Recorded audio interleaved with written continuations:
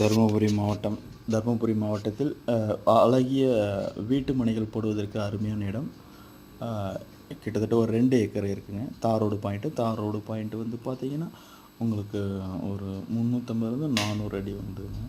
உங்களுக்கு வந்து 2 ஏக்கர், கிட்டத்தட்ட 2 ஏக்கர் நிலம். வீட்டு மனைகள் போட அருமையான இடம். அது மட்டும் வீடுகள் மனையை சுற்றி நிறைய உள்ளன.